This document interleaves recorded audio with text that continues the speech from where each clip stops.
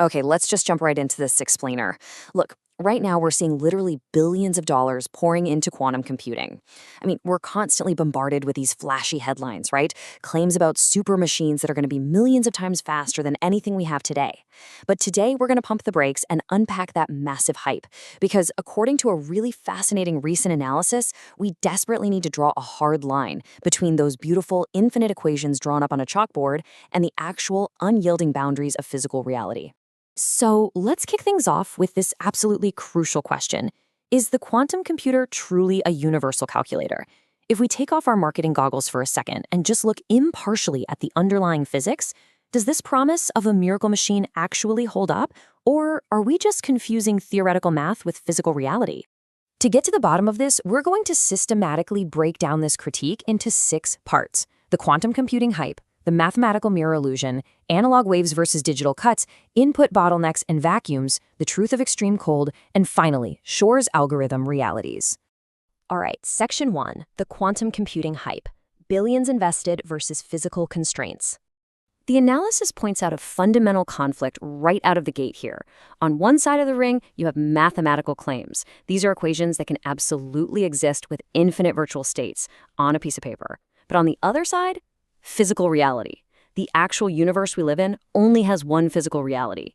It's like you can write literally whatever you want in a mathematical model, but at the end of the day, engineering has to actually exist in the real world.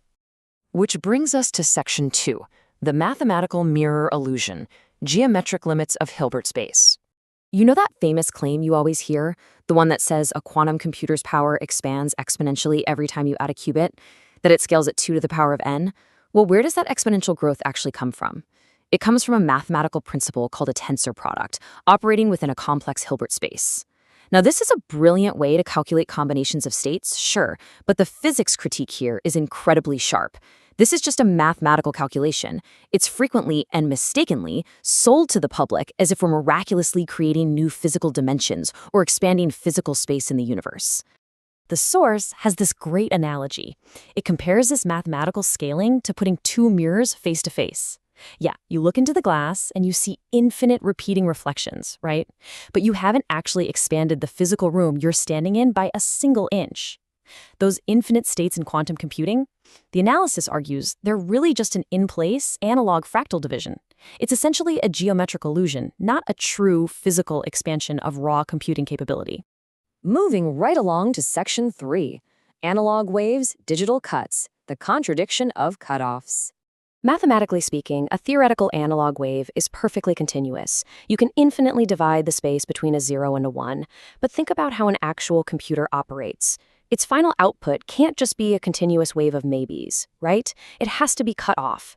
It has to become a single, definitive, digital 0 or 1. You literally have to sever that continuous wave to get an answer you can actually read and use. And because you have to force that continuous wave into a definitive cutoff answer, engineers end up having to pre-design immensely complex hardware waveforms just to make it happen. The analysis points out something fascinating here. The sheer complexity of designing this hardware equation is actually vastly greater than the calculation itself. Basically, human engineers are having to spoon-feed the system the exact physical parameters it needs to land on the right answer, rather than the machine just calculating it autonomously. Let's jump to section 4, input bottlenecks and vacuums, the impossibility of perfect isolation. So to achieve this dream of parallel quantum calculation, theoretically, you'd need simultaneous parallel input. But physical, real-world data channels are sequential. They just are. So first you have sequential data injection. Then, step 2, you have to somehow convert that standard data into a highly complex superposition state. By the time you hit step 3, this incredibly tedious step-by-step conversion process has already burned up an immense amount of computational energy before the actual quantum processing has even begun. The mere act of inputting the data is practically a massive computation all by itself. And it gets tougher. Maintaining that super fragile quantum state requires absolute perfect isolation from the outside world. But here's an unavoidable stubborn law of physics. The universe has no perfect vacuum. Space itself is constantly fluctuating. That microscopic interference is endless. So the physical cost of building the kinds of shields you'd need to protect these qubits, it makes a truly universal, commercially viable application fundamentally impossible, according to the analysis. Okay, Section 5. The truth of extreme cold. Ground states versus magic superposition. The quantum computing industry loves to boast about this. They brag that their machines operate at an unbelievably cold 10 millikelvin to achieve this, magical superposition.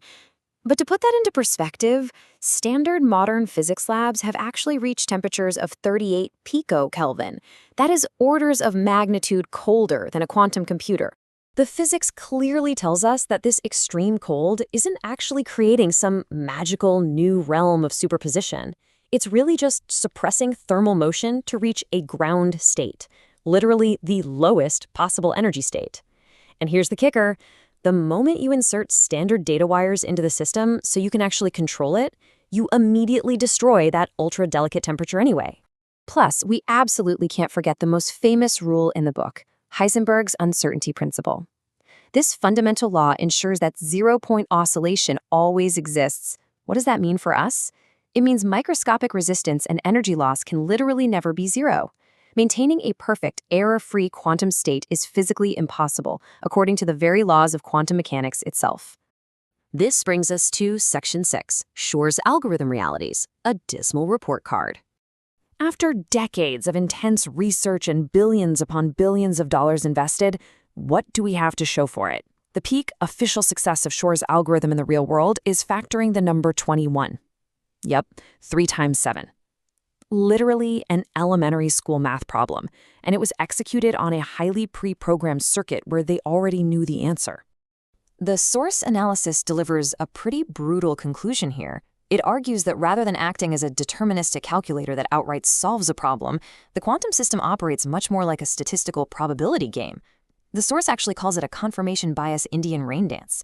Basically, they're saying you just run these deeply pre-programmed, highly engineered circuits endlessly, over and over again, until the correct answer randomly drops out by sheer statistical chance. So, let's summarize our complete deconstruction today with 5 main takeaways from this sobering analysis. Number 1, math illusions on a chalkboard do not create new physical space.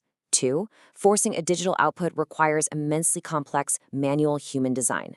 3, the real world relies on sequential inputs, which causes fatal bottlenecks. 4, true physical isolation in our universe is simply impossible. And 5, the current real-world results rely entirely on statistical guessing. The bottom line, mathematical equations simply cannot override the unyielding laws of physics.